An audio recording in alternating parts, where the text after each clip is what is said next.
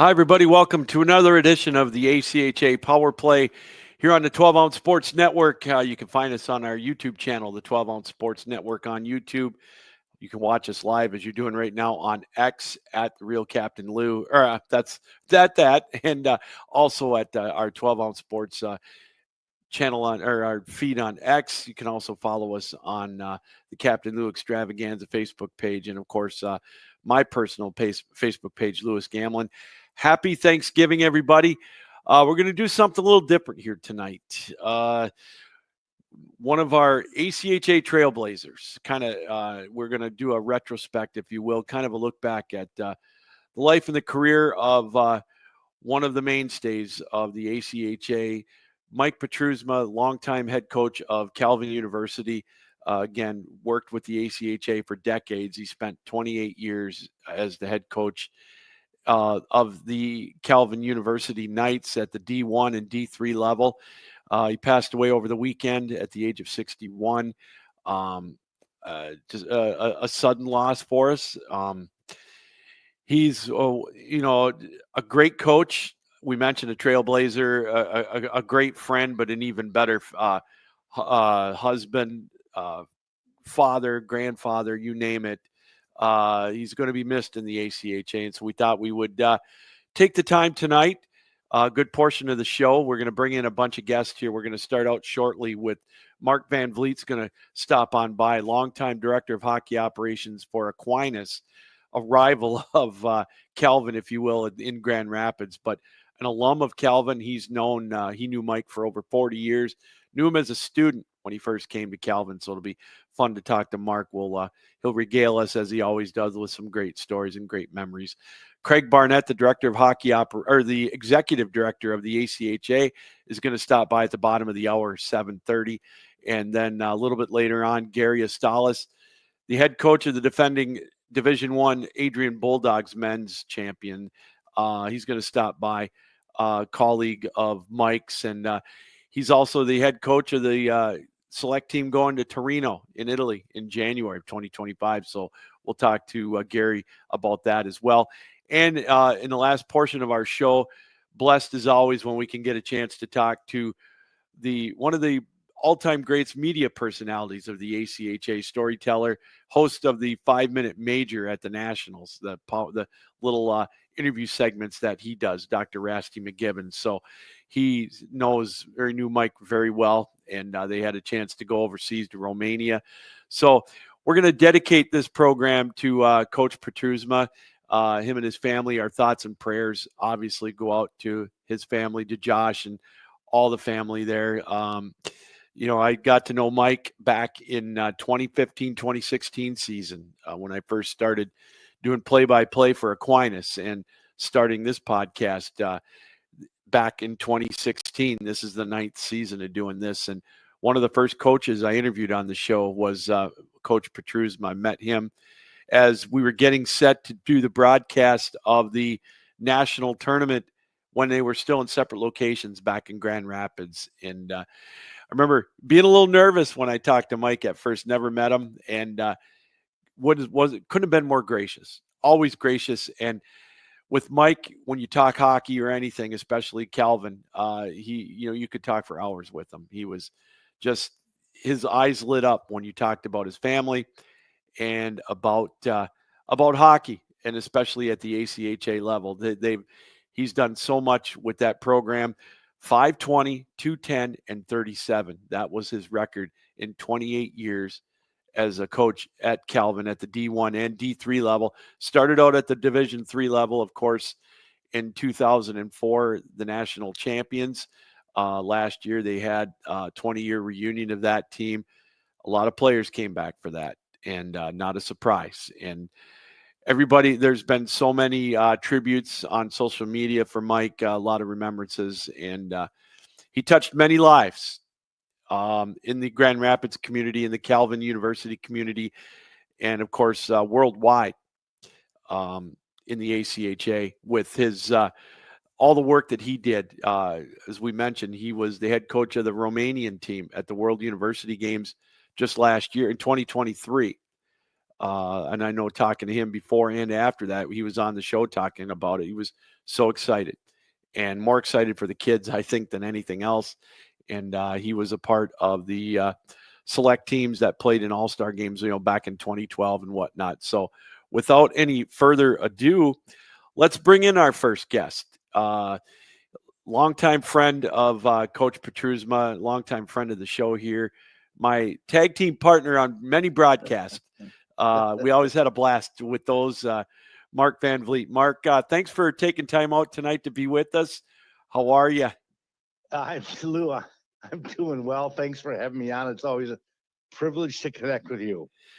Well, obviously the main focus of tonight is, a longtime friend of yours, a trailblazer in the ACHA, Coach Mike Petrusma, with his passing early Saturday morning. It's, I mentioned you had told me the other day or yesterday when we were on the phone that you knew Mike for 40 years and you knew him as a student when he first came to Calvin. I did. back in the day. I did. And, he came as a freshman to Calvin. I was working with the Calvin hockey program as just a goaltender coach, and I had a chance to obviously meet Mike, but and then family duties sort of took me away for a number of years, but we reconnected, and just always a pleasure. Miss his smile, big shock, but on his passing, but obviously we're here tonight to celebrate his life. But knew him for many, many years. I met him the first year that I was doing your games back. Oh gosh, it was 9-10 years ago. Yeah. It was such a great rivalry, and it still is with Calvin and Aquinas. It's a great, healthy rivalry. But back then, when both teams were in Division III, two powerhouses. I mean, I know they went to a few national tournaments before that, but boy, we sure had some great games to call, especially both teams going to Columbus to play in that championship game in 2017. Mark, I still think if they would have played that at Van Andel, we could have probably got 4,000 or 5,000 people there, I think you're right, Lou. That was a special time then, at the height of MCHC and Division III. You remember those great teams from Oakland and Adrian Gold and Hope and Calvin, and then obviously Aquinas. Those were great. There was a period of time there between 2012 and 2017-18 where it was just it was just a fantastic period of hockey. For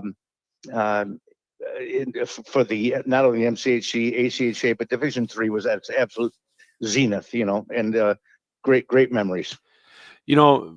Mark started he coached for 28 years at Calvin. What a lot of people don't know is that he coached at Grand Valley for a few years too, way back in the day. Yeah, Mike was a hockey guy, right? Yeah. He came to Calvin in the early 80s, and he was a soccer player for Calvin soccer team, which has a well-established soccer program. Mm-hmm. But then he also was a part of the early years of Calvin hockey, and he just you said this in your lead up to your podcast tonight. You called him a trailblazer. I think that's absolutely accurate when it comes to the ACHA and Calvin and what he's contributed. And then when Calvin did their release on Mike's passing, they called him, one of the words they use is passionate. And those are really two great words to describe Mike as I reflect on his memory and his legacy, what he brought to the game. And he was just both a trailblazer in those early days of ACHA, but then also passionate Calvin representative. He loved hockey, and he was also passionate about the school. So, those two words should come to mind when I reflect on the legacy of Mike. And I know you throughout the years with him probably went on many, showcase trips, watching players, and, probably a few trips down to Naples and, maybe a few sarsaparillas between the two. And you think so? I'm having a ginger ale right now in his memory. But when we talk about Trailblazer, those early days of the ACHA, even before I became involved with Davenport in 2008 and 9, and then ultimately Aquinas in 2011 and 12. But those are early days of the ACHA. It was like the wild, wild west. And, Mike always wanted to legitimize the sport. He wanted to legitimize the sport at Calvin. And he also wanted to legitimize the ACHA. And those were early years. And, there was, and I don't know, Lou, I don't recall if you've ever been down to the annual meetings in May, but in those early years, we used to congregate at a hotel called the Florida Gulf Coast Inn in Naples, and there was a tiki bar there. It's a huge place, and the entire ACHA coaches would take over the Florida Gulf Coast Inn hotel, and we would meet in the tiki bar, and Mike would hold court, at a table, and he was very passionate. Of course, now you have hundreds of passionate hockey coaches there, so it would get loud and it would get boisterous, but there was a lot of work done at the tiki bar, and then we would go the next day to the official meetings at the hotel. But we would always joke that more work got done at the tiki bar, and then we would go into the meetings the next day, and we would have all our everything sort of ironed out. But Mike was a trailblazer in the ACHA. He brought legitimacy to the league, certainly to D3 at that time, but and the MCHC, which was just and continues to be the powerhouse of D3, and those were exciting days, and I was proud to be a part of that. Well, a couple of what really I was thinking about this the last couple of days, and one thing that I know you and Mike are both proud of is former players of yours following in footsteps in the coaching ranks at your respective universities, with Brandon Rosema, with Rosie coaching at Aquinas, and Austin Heisinger doing a bang up job at Calvin. I had a chance to talk with Mike about this at the beginning of the year, and he in his office, and I said, I forgot that Austin played for you. I said, that's got to make you happy. And he talked for about 45 minutes on that. Oh, sure. And, that's so great. Yeah. If you get Mike involved, you start talking with Mike about alumni, just like Jordan and I about the Aquinas alumni. That's just, it's so great to see how these kids, young men go on, and whether they continue to be involved in hockey or they, succeed at their chosen profession. That's really what the satisfaction is. And I know Mike had obviously so many years, 28, 30 years of coaching at Calvin, where he was able to connect with alumni and see their success. And, there were people that, stayed local, but also people that went on to become doctors and lawyers and successful businessmen. And, that's what things, when you talk to Mike, that's what he really took pride in is, they contributed, they had there was goals and goals they scored and victory, and there was defeat and heartbreak and celebrations. But at the end of the day, what he loved to talk about was, hey, how this guy went on, and now he's a doctor, and he's up in Nova Scotia, and he's practicing pediatric medicine, and he used to play for Calvin. That's really where Mike's just eyes would light up. He would just love to talk about alumni. And I want to go back to 2017. Both teams were so good. And that run that year. I mean, obviously with you guys at Aquinas, you almost didn't make it out of the region that year. You had to play in East Lansing. I remember that, but we had to slog through the Yeah. Yeah. We weren't given the auto bid, or nothing was given to us. I remember, boy, I think it was Lawrence Tech beat Yes. Hope like 1-0 in overtime or something like that. And then we had to slog through and beat Calvin, or beat Adrian or something like that to get into the playoffs. But that was a special year, that 2016-17. And what was so amazing is that Mike and I were so close, even during that year of rivalry, where it was at its absolute zenith. Yeah. Because we were both, talking about moving up after that year to Division I. So we had many conversations, not just about, what was going on at that time, but what the future would hold. Yeah. And, Aquinas's last loss, we lost the last regular season game we lost was to Calvin. And then we went on this amazing winning streak. Yep. And we did not lose a game for the rest of the year, but that culminated in that ACHA championship in Columbus. It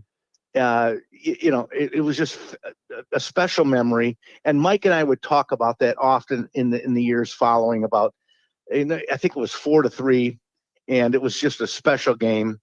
And the whole year was special.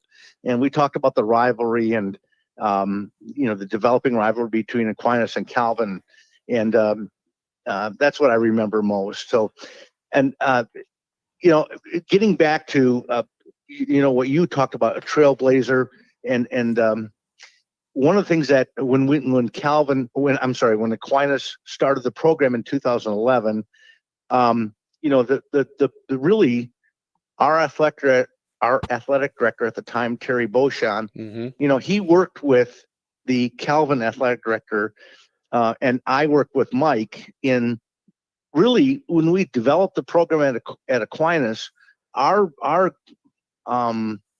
model was Calvin and Hope, and with Chris Van Timmeren. Yeah. Those were the two, if you're going to begin a program at a faith-based institution like Aquinas and like Calvin and like Hope, we endeavored to model what had the success of Calvin and Hope. And Mike Petrusma and Chris Van Timmeren were both huge mentors of us as we began our program at Aquinas. And we're really champions of Aquinas as we moved into the MCHC, and I'll never forget that. I mean, we were obviously intense rivalries, Calvin and Aquinas. Yes. Really intense rivalries, but we're also huge supporters.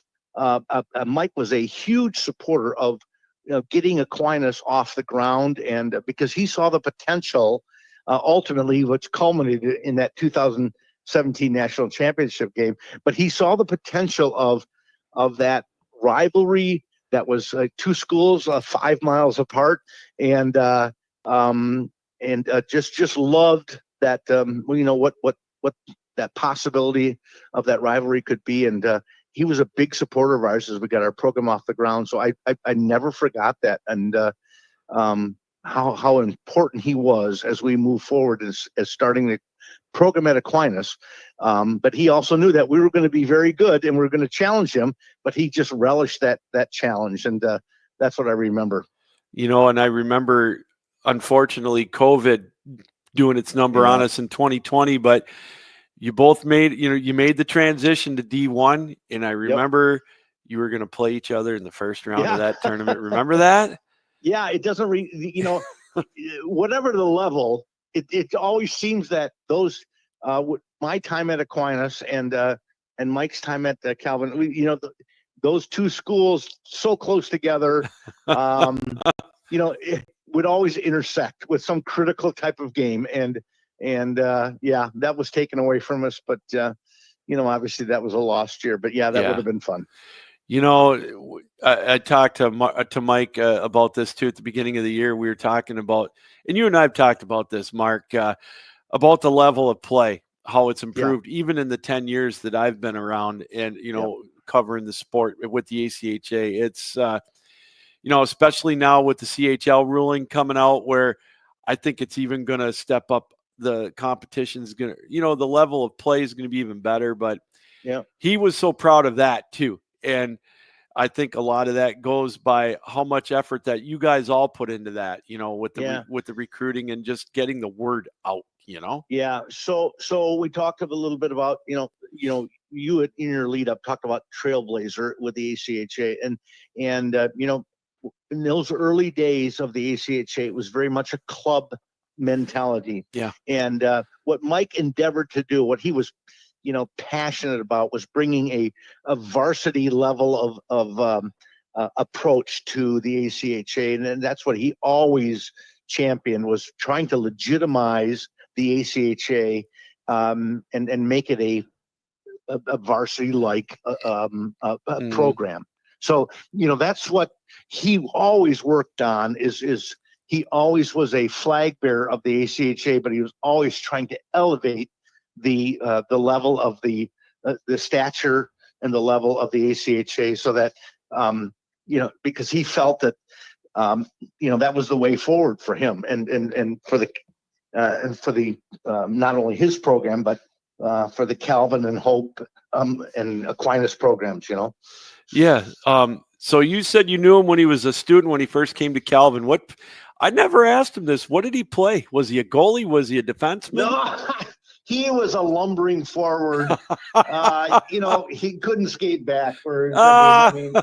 He was a big guy that he loved the rough game, but he was short on talent, big on passion, right? So that we always used to have a laugh with him because he'd always find his way in the penalty box. Does he know that you would say that about him? Oh, of course he would. We laughed about that for years. We laughed about it for years. Oh, that's funny. But he would, he came from Georgetown, Ontario, which is a suburb outside of Toronto. And, his father went to Calvin, as did mine. And, that's where his love of Calvin started. And, when he came to Calvin, he just never, we used to joke, he came to Calvin as a student and he never left, right? So, most people may not remember, but he coached women's soccer, the varsity program from, I think, 89 to 95, something like that. So, he just was a passionate Calvin guy right from the get-go, as it was his father. And that's where he got his love for Calvin. Well, I got to tell you, it definitely shows, and he helped create this tournament that's coming up here, not this coming weekend, but the following one in Grand Rapids, the Sports Hall of Fame tournament with Calvin and Aquinas and Davenport and Grand Valley. Mark, it's great Grand Rapids college hockey, and it's I encourage everybody to go there to watch it, because this is excellent level hockey. All these teams are very, very good this year. Yeah. So one of the interesting, sort of sidelights on this, when we talk about Mike and his legacy, how connected, when you talk about Paul Loudon at Davenport, the athletic director, but former head hockey coach there, was instrumental in bringing Calvin and Aquinas, and mentoring Calvin and Aquinas as we both grew our programs. It just still remains a great rivalry, but just one with a ton of respect for each other. Teams will be good or be down, but ultimately everybody supports each other and wants to make each other better. But that's a great tournament with great local rivalries and a great level of talent. Well, Mark, I appreciate you taking time out to be with us on short notice. It's always fun catching up with you, talking hockey especially. What do you think of our Red Wings so far? Well, I'm glad I'm not coaching anymore, Lou. I heard Derek Lalonde's on the hot seat. Oh, boy. That's just what professional hockey's, what it's come to. So, I think they're Steve Yzerman is leading in the right direction. I think it's going to take time. with the salary cap and all these other things that are going on, it's so tough to bring your program back. Back in those early days of Mike Ilitch and pre-salary cap in the 90s, you could buy yourself a championship. Mm-hmm. Well, that's not true anymore, and you have to sort of work your way back in. And after so long, so I think they're on the right road. I think they're on the right path.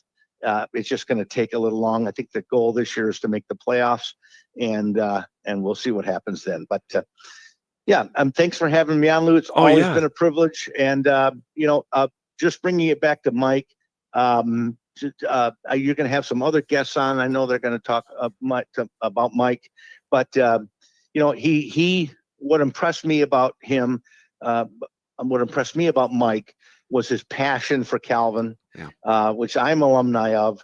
But he was passionate about Calvin, passionate about the sport, and he was really sort of the guy that brought that together in those early days when Calvin was sort of deciding whether they wanted to continue with hockey or not, or sponsor hockey or not.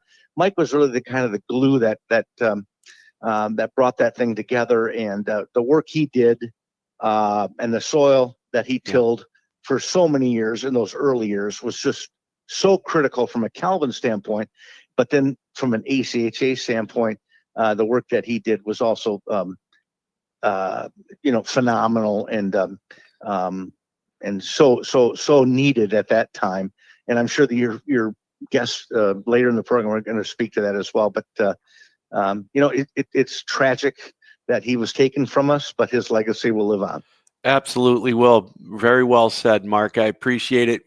We'll catch up with you again soon. Maybe we can get you over there for a game. I've got a headset mic waiting with your name on it. How's that sound? Lou, it would be my privilege. Okay. All right. Sounds good. My guy will get in touch with your guy. How's that sound? All right. Thank you. All right, Mark. Lou, that means your wife will talk to my wife. 100%. How about all that? Right. Have a happy Thanksgiving, and we'll talk to you real soon. You too. Mark Vanvliet, longtime director of hockey operations for Aquinas College, Calvin alum. Knew Mike Petrusma for 40 years, something to that extent. So it's again always a pleasure catching up with Mark. Some big rivalries with Calvin and Aquinas. I was lucky enough, as I mentioned, to start covering hockey with Aquinas here in the Grand Rapids area, right along with Calvin and, as Mark mentioned, Hope and Grand Valley. Got in the teeth of that the heyday. Although the D3 level is still, with the MCHC, the Premier Conference, and all the in all of America, really. But it's back then those were some knockdown, drag out games and series, and then as Mark mentioned, culminating that last year in 2017 when both teams were at the D3 level before they made their progressions up to D1. And it's we'll talk about it throughout the night. Mike is a trailblazer, or he was a trailblazer with the ACHA. 28 years at Calvin. We talked about him as a soccer coach, 74, 28, and 2. Successful there as well. But another point that Mark mentioned that is absolutely true is he was all about Calvin. And, you would talk about, he would say, hey, have you seen something? Have you seen this and that, whatever sport? Well, let's go back to our guest line, and let's bring in the executive director of the ACHA. Always kind enough to join us. Always love catching up with them. Craig Barnett. Craig, how are you tonight? I'm doing great, Lou. How are things there? You know what? Things are doing pretty good here in Michigan. We're avoiding the snowflakes, so can't complain about that. Okay, well, stay warm, that's for sure. Oh, for sure. So we always love having you on at this time of the year to kind of just catch up with everything, on your end with the ACHA, and we'll tie it in, with, the unfortunate news that we heard over the weekend of, we like to call him a trailblazer. Mike Petrusma, longtime coach of Calvin, passing away. Craig, he was, a very valuable asset to the ACHA and to Calvin. So many great things that he did. Yeah, it devastated news for sure on Friday when we got it, and it really makes you think, and really hits home with you and what's important. But I've been thinking a lot about it throughout the weekend and so forth, and the ACHA is very special. A lot of people don't leave the ACHA, as you know. Mm-hmm. We have board members and people like Paul Loudon that's from up there, and Jim Martin on the board, and Paul Hebert, and I can go on. All those board members have been part of the ACHA for a long time, and that kind of goes back to when Coach Petrusma first came to Calvin and got that program on the map. So it was devastating news. Because he was such a big part of the ACHA, and he impacted a lot of people in the ACHA. And, for me, I've only been part of it this is my 7th year. And, when I think back to my interactions with Coach Petrusma and the Calvin community up there, the one thing that sticks out to me is Coach always had a presence around him. Like, people were he attracted people. I don't know what stories he was telling. every time you saw him in the lobby or by the locker room or what have you, there was always people surrounding him, and he was loved by a lot of people, and obviously he's going to be greatly missed by all those people, including the ACHA and certainly the Calvin community and everybody up in Michigan there. So, I'm honored to be on your show tonight to talk a little bit about Coach Petrusma. And certainly on behalf of the ACHA, I want to send our prayers and thoughts to the family and the Calvin community. One of the things I had him on last year, and since I became their play-by-play voice, I've had the privilege of getting to know him a little bit. And I know one of the things that he was really excited about was when he had the chance to coach the team over in Romania. And what an experience that was for you guys. And, that's one of the things I think that has really, I don't know, to me it stood out with the ACHA, how they've been able to do things like that, Craig, and give not only the coaches and the administrators, but the players a chance to travel overseas and get to these different environments and experiencing that. And I know he was very proud of things like that.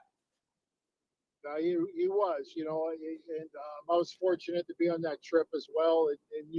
And as you know, Lou, like, everything that we do is always about the student athletes. Mm-hmm. It's always about the student athletes' experience and so forth. And I think, when you look at the World Cup of University Hockey, we had that unique opportunity not to only represent the United States, but Canada never had a team going to it. So we were able to, we had 600 players in the ACHA that were Canadian. So we were able to represent Canada as well. And, Mike's from Georgetown, Ontario, as I'm sure you know, and I'm from Oakville, Ontario. We're only about 20 miles away. Wow. And so for him to be able to go and not only be part of the ACHA, but to represent Canada, that was very, very unique. And as you know, the Canadian team in particular, might have not got off to a great start in that tournament, but certainly finished very strong, losing to the USA team in the championship game. But typical Coach Petrusma style, it's how you finish, not how you start, type of thing. And we weren't sure what was going to happen halfway through that tournament with this team, and somehow they turned in playing their best hockey toward the end. Boy, I'll tell you, isn't that ironic? After this past Saturday night, I don't know if you're familiar with what happened, but after they announced his passing, the family wanted Calvin's D3 team to still play their game against Hope. And That game didn't quite start out the way the Calvin fans and the players wanted. They were behind 5-2 going into the third period, and lo and behold, they scored the tying goal with 12 seconds left. And one of the more exciting calls that I've had. So now that you bring up that story, boy, that's pretty apropos, isn't it? How a Calvin coach team would come back at the very end to make things very exciting. Exactly. You seem to have a lot of very energetic calls. In my short time with you, Lou, all your games are very energetic. When I had Mark Vanvliet on before you, and one of the words that he said about Mike was passion. And boy, I'd like to think sometimes I'm passionate, but when it comes to the ACHA, Craig, and hockey, I don't think there was anybody as passionate as Mike was. And he was easy to like, and it was very easy to see that he really cared about the ACHA. He really did, and I think he did care a lot about a lot of people, but the passion he had and how he cared about his players as well, and all student athletes was pretty cool. I had a good conversation with Dave Kurtz this weekend, our director of hockey ops, and he was telling me a story about when he first came aboard, and Mike kind of held his hand a little bit on the when he was doing the D2 stuff, when Dave Kurtz was doing the D2 stuff, and he mentioned that Mike always was always looking for the solution, and in the business that we're in, this is a solution resolution business. It's certainly for my chair, that's what we spend most of our time on, is trying to find some resolution here. But that seems to be what Mike also did as well, is he took people under his wing and tried to make it easier for them by spending time with them and so forth. So yeah, very, I feel very privileged to have gotten to know him over the past 6.5 years or so. But his legacy will go on. No doubt about it. One of the things I know, Craig, that he was one of the things he was passionate about, and I know took pride in working with you guys and everything, is the development of how the national tournament has become such a showcase. And leads kind of into my next question. It's about the halfway point of our season. When do you really start taking the full court press now with St. Louis for 25, or are you already on the full court press with that? We've had a few practice sessions, and now you can say as of 2 weeks ago we're full court press. Beauty. We've kind of put our staff together with the St. Louis local organizing committee. We've started our, just so you know, what we do is we start usually in October, November, and we have bi-monthly phone calls with all the staff. So we've started those, what we call National Tournament Organizational Committee meetings. So we've had the staff from Centene Community Ice Center, the St. Louis Sports Commission, obviously the ACHA staff, and we meet twice a month, and we have a task list. What's important for us. What we try to do is eliminate all the surprises. And you never can do that, but at the end of the day, we never know how many surprises we did eliminate, because hopefully we were prepared in advance for it, and it also makes it a lot easier when you go back to a host like St. Louis and the St. Louis Blues that, we've done this before, but just because we've done it before doesn't mean it's easy street either, right? We're trying to enhance the overall experience for our student athletes and fans of the tournament. We're looking for new ideas. Social media is a huge piece. Our studio that we set up, and we interview the players and coaches that Dr. Rasty does, brings a lot of value to our event, and we're very excited about the economic impact that the ACHA National Tournament has on the St. Louis community and the St. Louis Blues and everybody in between. So, yeah, we're knee deep in it, because once Christmas hits, Oh boy. and it's January, and we have the World University Games this January with our men's and women's team, and you come back from that, and it's pretty much M2 regionals, and then it's the national tournament. So, yeah, so we're prepping already. We're talking broadcasters such as yourself and getting all that set up as well with Flow Sports and Flow Hockey, and it's a lot of fun. It's a busy time of year. Have you gotten your Italian down for Torino? A few times just to get it. I'm looking forward to tasting that food again. Oh boy, drinking a little red wine, and looking forward to a lot of good hockey. That's for sure. Very excited about what our coaching staff, like Gary Astalos on the men's side, and Lindsay Ellis on the women's side, what the team that they're putting together, and looking forward. One of the big things I enjoyed in Romania was not necessarily watching all the games and stuff, is seeing how the student athletes were reacting to what they were taking in, the experience that they were experiencing, not just on the ice, but off the ice and so forth. And looking forward to kind of seeing the look on their faces and how they enjoy and experience this, the World University Games in Torino this coming January. One other thing here before I let you go. One of the things I've been trying to keep up with, and I've seen a lot more of these, Craig, is more of these showcases in the middle of the season. We had the Capper Classic last week in Chicago, which looked like it was a great success, the Big Ten tournament. And then the same weekend you had some of the elite teams down in St. Louis. I've seen more and more of these weekend, for lack of a better word, showcases and whatnot, featuring a lot of the top teams playing each other. That's such a great way, in my eyes, to really get the word out for the ACHA, really to, again, showcase it. And I've seen more of these added each year. I think it's a great thing.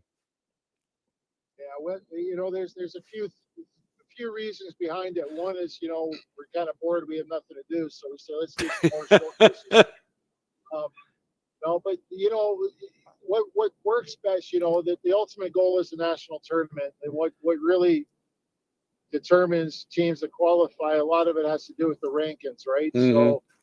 So the rankings per division is only as good as the schedule is. So a lot of times some of our teams don't have the wherewithal or the budget or so forth to go outside their leagues to play. But what really makes the rankings work is I call it cross-pollination, right? So you have teams in one league playing teams in another league, and then they go play teams in another league, and so on and so on. Well, that makes a much stronger ranking.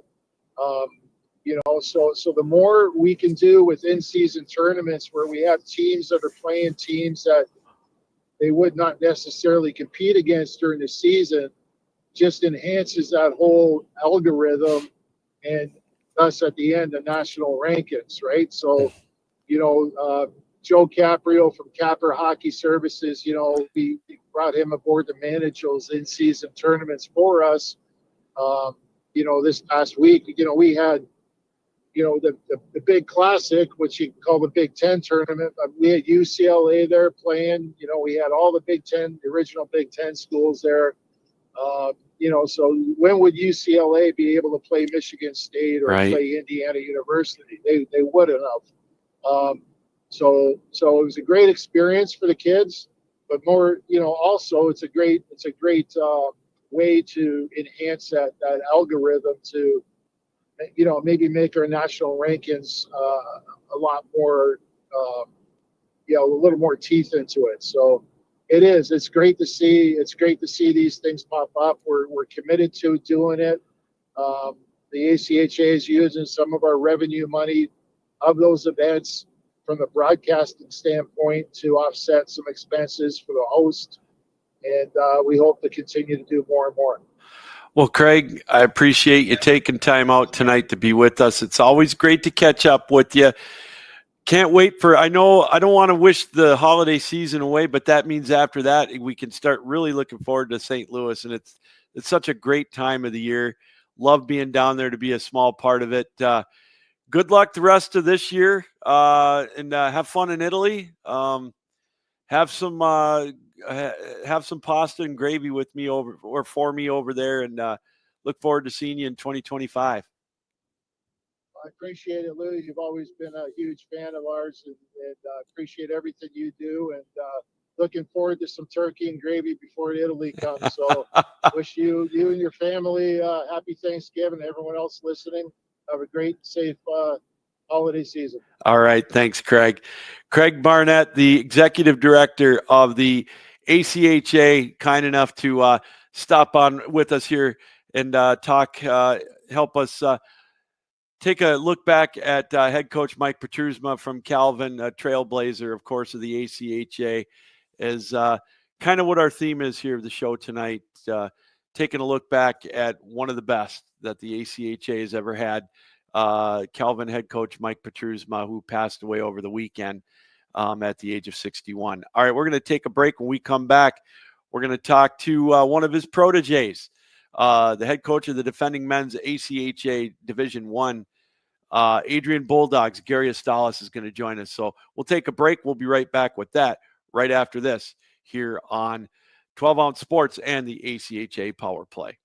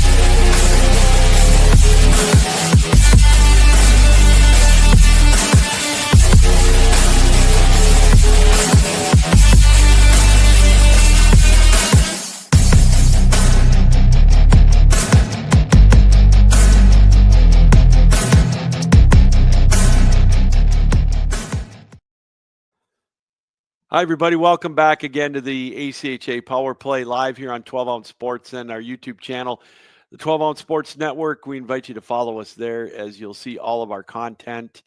And also you can watch us live on X, on our X feed, if you will, 12-Ounce Sports, and my personal one at The Real Captain Lou.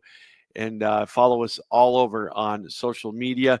Let's continue with our tribute to head coach Gary Petrusma with bringing in the head coach of the Adrian Bulldogs. He, the defending men's Division I Adrian Bulldogs, kind enough to join us on short notice, Gary Astalos. Gary, thanks for taking time out. How are you? Hey, thanks, Lou, for having me on. Definitely appreciate it, and any opportunity to honor Coach Petrusma is an opportunity I definitely want to take. So appreciate you having me on. Oh, absolutely. You know, obviously we were all, shocked by it, but so you guys obviously proteges, if you will, colleagues. When did you first meet Mike? And tell us a little bit about your first few interactions with Coach Petrusma. Yeah, I met Coach Petrusma when Calvin was transitioning from ACHA Division III to ACHA Division I, and they're going to join the Great Lakes Collegiate Hockey League. And I would say that like our relationship definitely strengthened over the last couple years. We got, I would say, a lot closer. Even probably a year before we both went over to Romania, we actually worked together a ton on selecting those rosters and picking each other's brains. And I think that's where I got a real true sense of, Mike being a real role model for me, especially being a little bit younger in the league. You look for the right mentors and people that do things the right way. And, Mike was someone I really gravitated to, and not just me. I mean, I would say Carl Trozian would say the exact same thing. And I mean, all the guys in our league, Billy Carr, Phil Sweeney, a lot of us really lean on Mike in those big decisions and us kind of breaking off and doing, our own league. I think all of us would echo that. Mike, really had the strongest voice in the room and someone we trusted and leaned on and led the way for us. So, I think, a lot of things kind of come to mind, a lot of emotions come to mind, but when I think about Mike, I think about going to play Calvin a couple of years ago, and I'm wearing my sweats when I get there. He's wearing his sweats, and we sit in the lobby and we talk for 2 hours. Isn't that something? Like I got to rush to the bus to throw my tie on in time for warm-ups because we just kind of get lost, talking, know. And I remember him he's like, "Hey, did you see our locker room renovations yet?" And I was like, "No." And I'll never forget this. It's like 10 minutes before warm-ups. Like, you got to see this. And he's showing me like their new kitchenette with like how they have the breakfast for the guys. And it was just like, just a true sense of like, we're going to battle it out on the ice. But, before the first period starts and after the third period ends, it was a true friendship. So, a lot of emotions come to mind, but nothing but respect for him and Josh and the Petrusma family for sure. I didn't mention this I had Mark Vanvliet from Aquinas on at the top, and, he's known him since he was a student, but I remember, I'll never forget this, Gary, was when they played Aquinas down in Columbus in 2017 in the final. And it was such a hard fought victory for Aquinas and a heartbreaking loss for them. And I'm walking and I see Mike standing. It was like a half hour after everybody was celebrating, and he was in the lobby down there. And I had talked to him a handful of times, and he's like, "Lou, what'd you think of that game, huh? Pretty fun, eh? I bet you were happy to be able to broadcast that." And we talked for a half hour. And that always stuck out to me even before this. He will talk hockey with you. He would talk for, like you said, hours if you could. And it's just amazing. Yeah, 100%. And I was talking to Carl Trozian yesterday, and I think we're all still in shock, right? Yeah. I don't think we've really digested this yet. But he's like, because we've been keeping in touch with Mike through this whole thing, the last whatever. And he's like, I had a tough weekend a couple weeks ago, and first call I get on Monday morning is literally, "Hey, bud, how you doing?" from Mike. And I was like, man, we had a brutal weekend like 6 weeks ago. Same thing for me. Like Monday morning, Mike calls and he's checking on you. Like he can talk hockey, but he really does. He just cares so much about other people, and that's what I'm gonna miss most. Getting those phone calls when you kind of need one, and he was always able to do that for us, and especially in our league. I mean, there's some really tight guys, and it's just crazy to think about.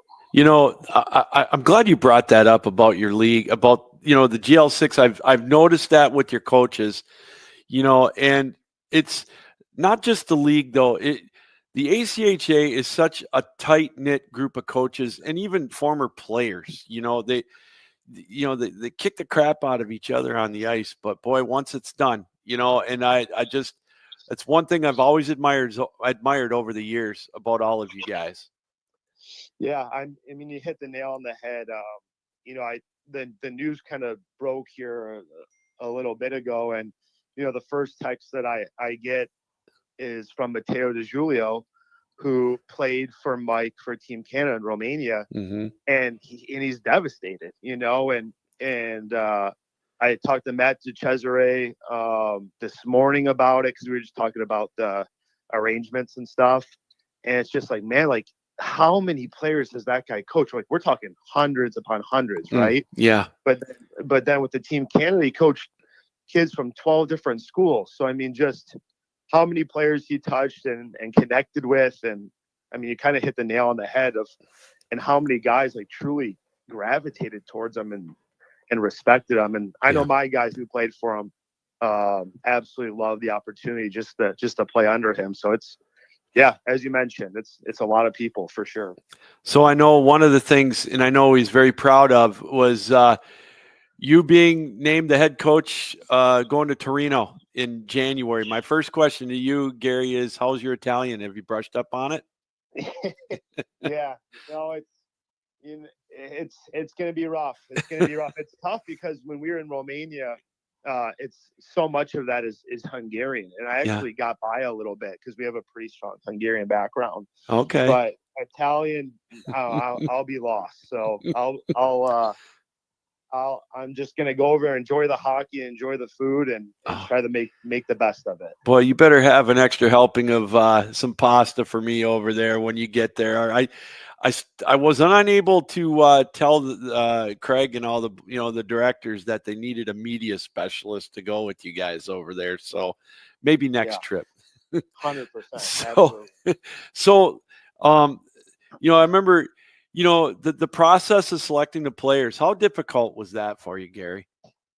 It was really difficult. Like this year was extremely tough because we were kind of expecting a tournament in April or May, kind of similar to the last World Cup. Oh yeah. And then we kind of got thrown this really late, like I think maybe July, and we had to have the roster selected by October. So you're really kind of rushing the process, in my opinion. Definitely we didn't have enough time to truly kind of physically get out and watch everyone. We had to use a lot of film and use a lot of coaches' recommendations, which is fine. But I think, 2 years ago, we had a little more time and we could watch the players during the season. And so it was extremely difficult, but I think we did a good job of bringing in a group that they have high motors. The kids all have high motors. They have high compete, high work ethic. We've done the research on, I think from a character standpoint, we just got a room full of good dudes and guys that are hungry to win and are going to be bought in to play for a team. So I think we got a diverse group. I'm really happy with our group, and it's going to be a challenge for sure, but we'll be up to it. That's for sure. With a young family, where do you find time to do all this, Gary? Yeah, it's tough, but my kind of like for the national tournaments and stuff, my mom and my mother-in-law, they're gonna kind of move in with us while I'm gone for the 3 weeks. But I'm super fortunate to have a rock star wife that will support me and kind of doing all these things. And at the end of the day, this is probably a bucket list thing too. In 19 for Russia, I was on the advisory committee. And then in 21, was that the one that was canceled? Now I'm kind of drawing a blank. Yeah. With COVID. So just, it's one of those things where you can't say no to it. And I'm truly honored that, Brian Moran, the GM and the committee trusted me, and just something that I'm humbled and grateful to just be a part of. And I think part of it too is this kind of goes back to something that you share with Coach Mike and a lot of the coaches is, I could tell with you, Gary, is your passion for the game and coaching these young men. And you find time, and it's not a job. when it's that, and I can tell how much you enjoy it. I do, and yeah, I'm a proud ACHA guy through and through. I've been in the league. This is my 9th year, believe it or not. And this is a great opportunity for our kids. And the fact, I guess Lake Placid too, for the last World Games, they went with an NCAA roster. So I forgot about that as well. So, for us, for our guys to get this opportunity, we can't take it lightly, right? We gotta go in and get everything we can. And Wyatt Wazelenchuk and Burns and Brian Moran and like Chad Berman, Brian Moran, all these guys that are on the staff have been all in and working their butts off, and the guys on the selection committee as well have been great. So yeah, I mean, and Craig Barnett, Paul Hebert, everyone's kind of pulled their boots up and been all in. So it's just, like I said, it's like you said, it's not work. It's just something we're passionate about for sure. So with the timeline of this tournament, are you going to be back in the States in time to see the Lions in the Super Bowl? Yeah, for sure. I mean, let's also remember, Lou, we haven't won a Thanksgiving game in 7 years. Oh my gosh, I know, right? We we're banged up right now too, yes. Right? So I'm hoping we can get some guys back for that game, but yeah, let's keep stacking wins. It's crazy that Minnesota keeps winning too, but let's keep stacking these wins. But yeah, we'll be back for that for sure. It's the 1 year, like I heard the stat the other day, I think it was on Dan Patrick or whatever. The 1 year that Detroit gets to go 10-1, we're in a division where you've got 3 teams with 8 wins and through 12 weeks for the first time in 25 years. That's our luck, but we'll keep going with a 10-1 record, eh? We will. I thought the curse was broken. I don't know why this happens to us, but yeah, it has to be the best division in football, right? Yeah, I mean, it's good. It's really good. Well, listen, Gary, I know you're busy, and this is such short notice. I really appreciate you coming on and talking about the coach. Talking about Mike. It's he is going to be missed by everybody. His passion, like you said, and just his love of the game. It has spread, that's the one thing that I know it has spread throughout, the state and the ACHA. And we'll still be able to feel it with everything that he's done for the ACHA here in Michigan and, throughout the world for that matter. Yeah, amen to that. And just to echo that point, Mike is forever going to be a legend of the ACHA, and I think he's someone that all of us are going to continue to strive to try and be like. And he truly was, I mean, if not the greatest ACHA coach, and he's just an unbelievable human and father figure and mentor, and I mean, you name it, he was it. So we'll try to honor his legacy to carry ourselves like him.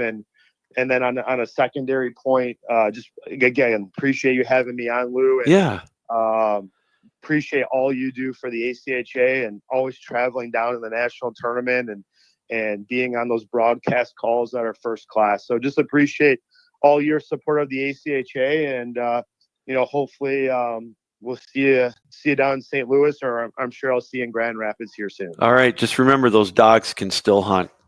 Absolutely. All right, my man. Thanks all right, so much. Gary, thank you. Have a good night. Bye-bye.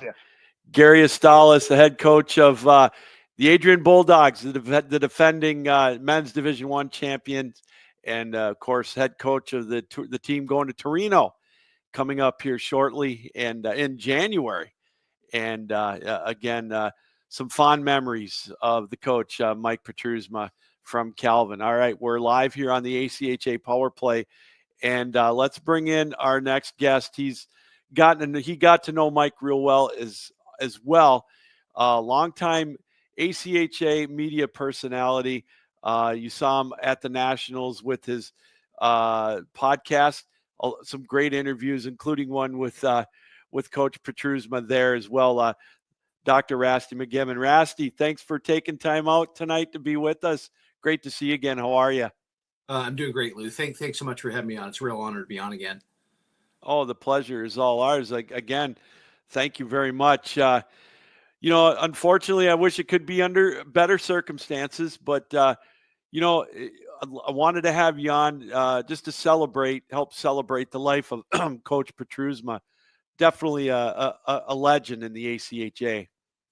I would agree, and it's interesting. I've not really had not really known Mike all that long, and you can't really see it, but I wanted to show. I'm wearing my ACHA Team Canada wear. Yes. Right? So I do have the heat on in the house, but yeah, I put my jacket on. So when I was asked if I would go as the team physician in 2023 to Romania. I was also attending the national tournament at that time, which was in Boston. So I'd spoken to Craig and Paul, and I said, introduce me to as much as the coaching staff, that's here. Yeah. And so, probably when I connected with Gary Astalos for, the first time, also, the Team USA guys, Chris Rivera and Frank DiCristofaro, I met those guys. And I also met Mike. And, I think one of the things once the whole tournament's over, because the tournament's kind of a blur, right? Yeah. I think there were 8 games going on at one time at one point. But, the thing, as I drove back to Virginia from Boston, he was the kind of guy that you met and initially felt like you'd known him for such a long time. Yeah. And we talked about Canada, we talked about where he was from in St. Thomas, and myself from Southern Ontario, and we just talked about that and a little bit about the idea of going to Romania together, and so it was a really nice start to our friendship and acquaintance. And so one of the things that always stands out, you mentioned that, and I've known Mike for about 9 years. It was back before the Nationals all came together in one spot. They put the D3 tournament on in Grand Rapids, and never met the man before. Came up and introduced myself, and we must have talked for a half hour, just about Calvin, because I'd never been there. And he treated you like a long lost friend when you first meet him. Yeah, I totally agree. And I think that, obviously when you look at all of these, young men that come from, even from Canada, and sometimes move out of their native country and are, going to university or college and starting or away from home in the early, I think he had a very welcoming persona to him. He just had an aura that was warm and welcoming. And, I had a really awesome behind the scenes, getting to know all 6 of the guys, all 6 of the coaches and the players. But, these trips when the ACHA travels are really a unique experience because, you take, I don't know, 21, 22, 23 guys. Yeah. Some of them play together. Some of them have only played against each other. And sometimes the rivalries are pretty strong. And in a matter of a couple of days, you've got to make lines. You've got to basically take 21, 22 guys and form a team and go out there and try to win a medal. And to his credit, same thing that Gary Astalos had to do with Team USA. But I got to see a side of Mike there that probably was slightly different than might be day to day at Calvin. Mm-hmm. He, so you had a chance to go over to Romania with him, and you got to know him a little more of a personal level. It just, I bet you could see the passion that he had, not only for the game, but for his players. And that's one thing I've always taken away from him, his passion. Mention the word Calvin, mention, a former athlete, former player of his, and you could just see the passion in his eyes. Well, it's interesting. It's interesting that you say that. To even take a step back, when I was doing medical residency in New York City, I kind of put this all together within about the last year or so. I had a Canadian student that was in our hospital. I got to know him and his wife, and actually we all went to see the Islanders in Pittsburgh play out on the island when I was living in New York City. And Justin had actually played for Mike at Calvin and was telling me all about his collegiate hockey experience. And so I knew about Mike before I even knew about Mike, right? and you know, Justin's from Nova Scotia and moved to Michigan, had just an incredible experience playing hockey and, you know, going to college in the States and then going on to medical school himself. But, you know, I knew about Mike and the program even before I knew Mike. The other interesting thing is, you know, it was the first time in the history of the ACHA that they collected a group of players from the ACHA. And I even want to use the word harvested. They harvested a group of young men that were Canadians playing in the ACHA and Americans playing in the ACHA. And the Canadians, all three coaches were also Canadian. And so they were Canadian coaches coaching in the ACHA. So it was a really, really neat experience for me, interestingly, and all the coaches joked about this, so I don't really feel that I'm like, you know, belittling them. Before we landed in Romania, all three coaches had gotten hurt. And so being a physician and the team physician, I actually was traveling with Team Canada. So the medical staff was myself and a trainer, Pete Carson. Pete Carson went ahead with Team USA. I stayed and went with Team Canada. So, you know, I probably got to know Mike and the other coaching staff from Team Canada slightly better because I was traveling with them. And by the time we even landed in Romania, I'd already treated all three coaches. So it was kind of a joke, you know, who needs more help, the coaching staff or the players? And I think in some ways, you know, it kind of broke the ice. But, you know, I saw him work with the guys. You know, there's all styles of coaching, almost like all styles of parenting.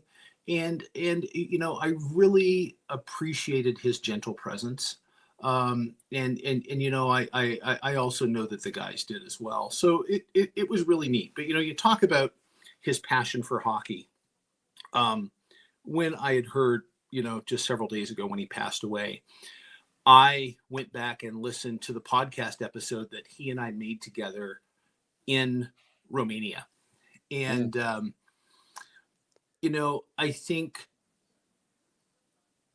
in Canada, hockey is religion. I mean, it's as much religion as, you know, being Baptist is in the South, right? Mm-hmm. And so I think for Mike, being able to have a career in hockey, and even, you know, have it overlap with his family in terms of his son coaching. And I don't know if both of his sons or just one of his sons coached alongside of him, but to parlay that into a career and to even kind of grassroots bring a college program up to the level it was, and then make the jump from D3 to D1.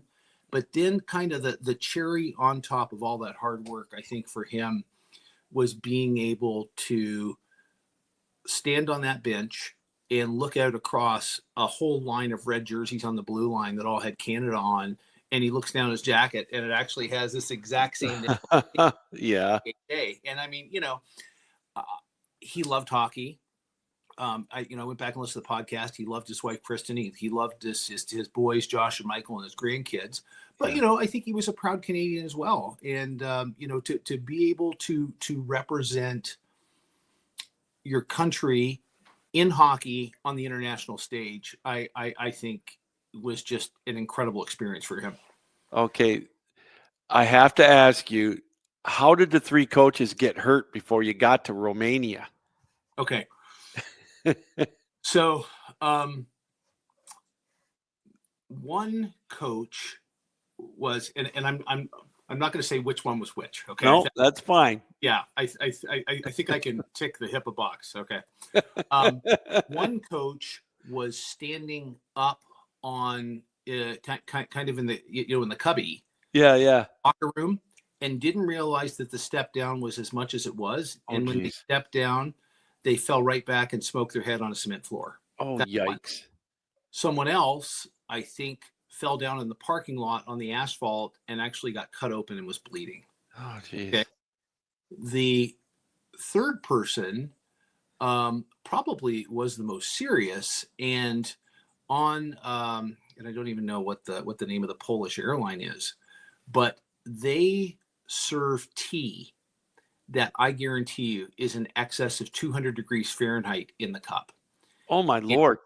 And it unfortunately got dumped on the coach, and they had pretty extensive burns. Oh, wow. Yeah. So, yeah. So I mean, like the jokes just flowed, for the entire time of, which coach is going to get hurt next, or is it going to be a player, right? And all this kind of stuff. So yeah, I think it really kind of broke together. Boy, you had to put them in bubble wrap pretty quick, huh? Jeez, yeah, it was,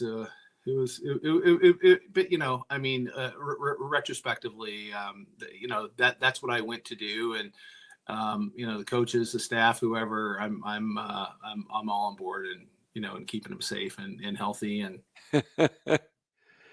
well, Rasty, one of the things I know Mike was really excited about and proud of is the ACHA, how it has expanded, especially the national tournament scene now, the way it is, where everybody convenes in St. Louis, and how much he really looked forward to going to that. I remember last year talking to him about it right after their last game in Grand Rapids. We must have talked about it for 45 minutes at least, if not longer.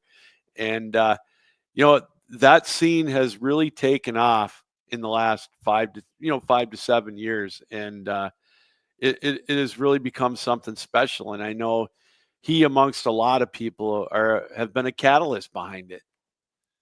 I agree 100%. I mean, one thing every year when I have the opportunity to speak with the ACHA Executive Director, Craig Barnett, one of the phrases that he uses, and it took me a little time to kind of, I'm not going to say buy in, but to kind of fully grasp what he meant, is the player experience. Yeah. And, I think when you have, and I'm remembering back to Boston in 23, there was 126 games.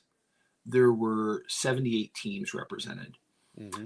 And so, when you come to something of that magnitude, as a coach, as a player, as a trainer, as the team manager, as the, I even know with Army, like they send an officer that's, kind of an oversight.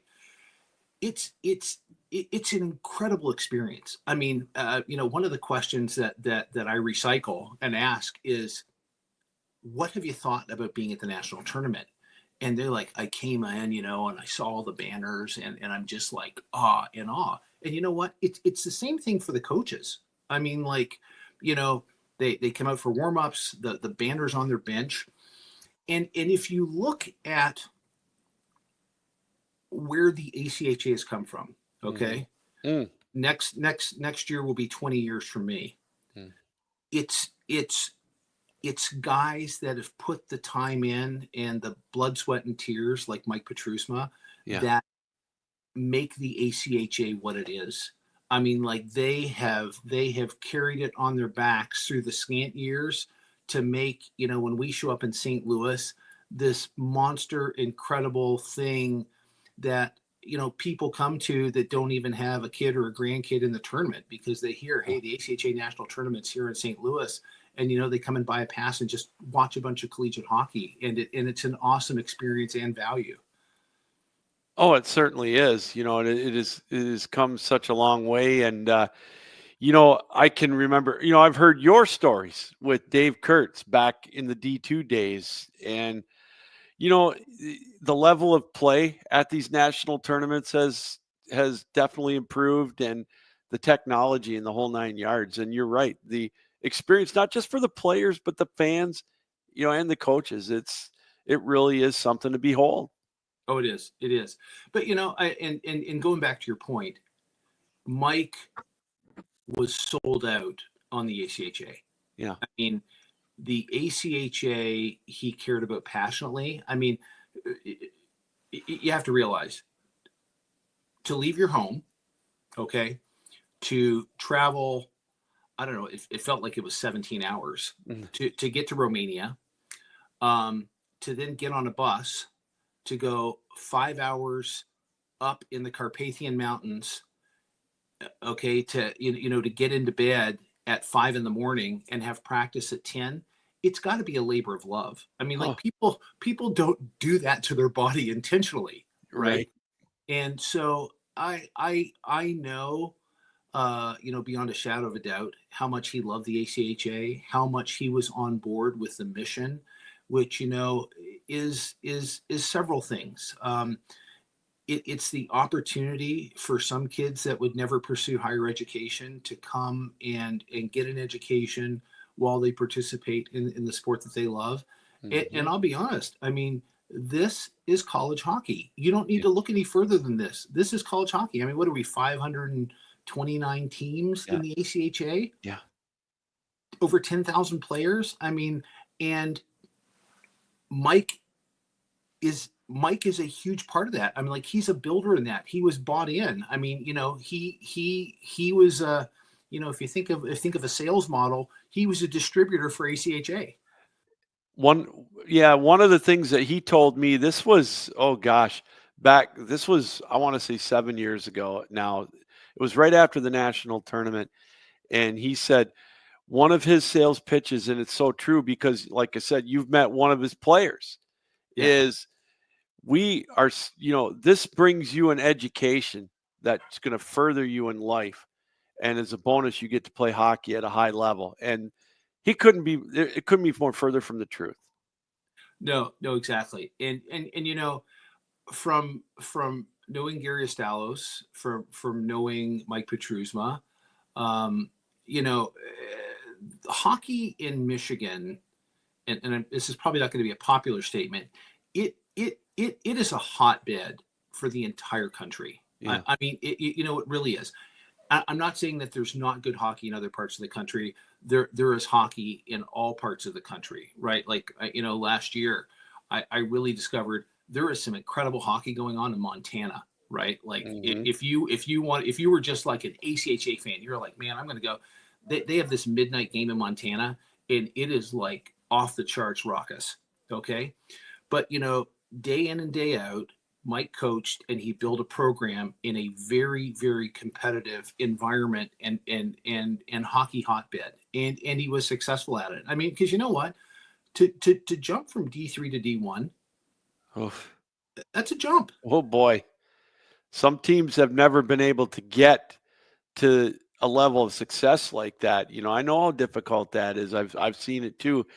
And Rasty, I think one of the things that he's probably most proud of, and he told me this was about a month ago or so, we were talking in his office, is one of his former players is now the head coach of the D3 team, Austin Heisinger. And, it is like, one of his kids. And, it's to see that carried on, I know how much that meant to him. Oh, and you know what? I actually met Austin at Nationals. And Mike introduced me, and you're 100% right. Like, he would not have been any prouder had it been one of his own sons. I mean, the lineage and the investment in young men, young people to turn them into men during their time there at Calvin was super important to him. And, we had one of his players who actually, went to Romania and played for Canada. And, he just the entire time was there, sung Mike's praises of how he was as a coach and just the way he handled himself. He handled his interactions with players. And, it was really great to see. And, he and I got along. We joked. We, I when I'd heard he passed away, I'd post something on Facebook, and I had interviewed him.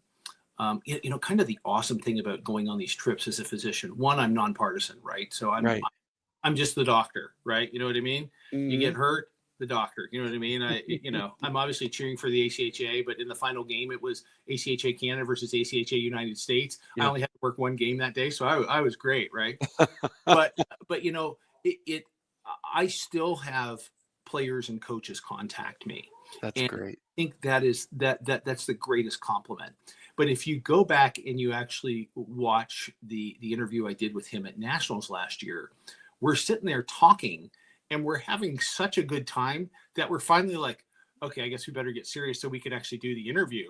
But like, if you watch, as soon as the camera cuts in, we've actually just been laughing our heads off because he was that kind of guy, right? And like I've known him, to date, I've known him less than really 2 years, but there was that there was that connection that I really attribute so much more to him than to me, and he just had that welcoming feel about him. But yeah, we got to talk hockey, we got to talk going to Romania, we got to talk about Canada. It was great. Was that your son in the background complaining about Toronto taking another penalty? Probably. It probably is. It probably is. Yeah. What's up with our Red Wings and Maple Leafs, man? Are we ever going to get back to glory? I come by this naturally, Lou. I wish I could grow mine, man. Yeah. I was going to give you a comment on the beard. I kind of like that. Well, I'm portraying somebody, if you know who I mean here, coming up shortly after Thanksgiving. Gotcha. That's why I'm doing it. That's good. That's good. Yeah. I'll be honest. I don't know. I'm an old school guy. I like Berube.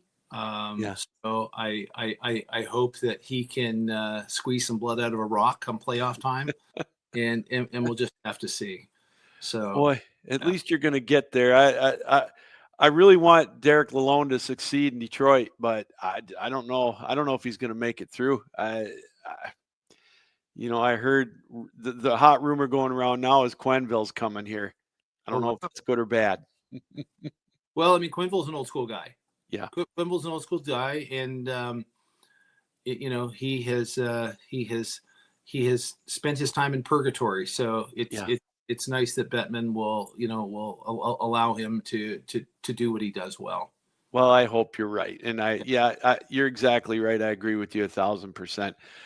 Rasty, this has been fun. We're kind of up against it, but anytime I get a chance to catch up with you, it's great. I hope you have a good holiday season, and can't wait to catch up with you in person in St. Louis in about 3.5 months, 4 months.